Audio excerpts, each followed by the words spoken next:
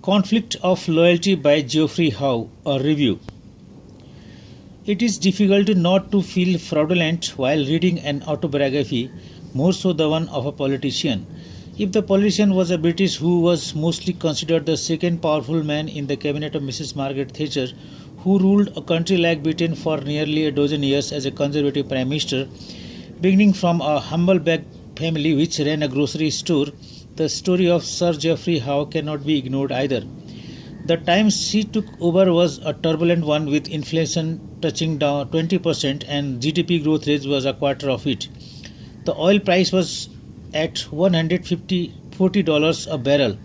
As her Secretary of the Exchequer, Sir Howe worked on the privatization drive which sold the public properties to private companies and did away with most of the lucrative social benefits of the people to reduce the skeleton budget deficit.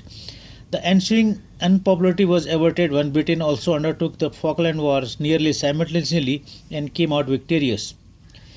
But the issue of Hong Kong handover was in the waiting. Somehow the deal was made after many lengthy discussions with the Chinese, who have flatly declined to extend the lease. It was an embarrassment soon after the Falkland War.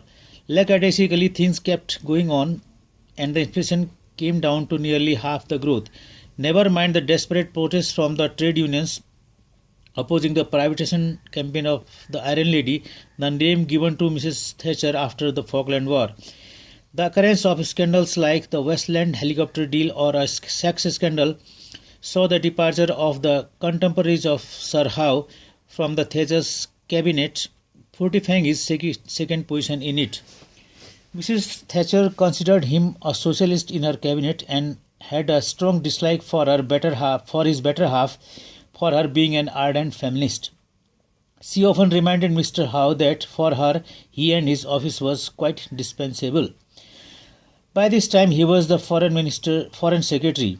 He was uncomfortable with the cozy relations Iron Lady had with the US President Mr. Reagan, who he found it unreasonable that before seeking the British opinion on an issue like using its air bases to bomb Tripoli or to maybe also finish Colonel Gaddafi, the decision had been already made by the Pentagon.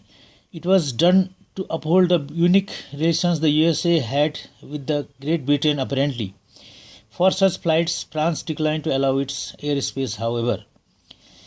There were other differences between Sir Howe and Mrs. Thatcher as well, like on the issue of apartheid, which was becoming a big embarrassment for Britain in the changing world, and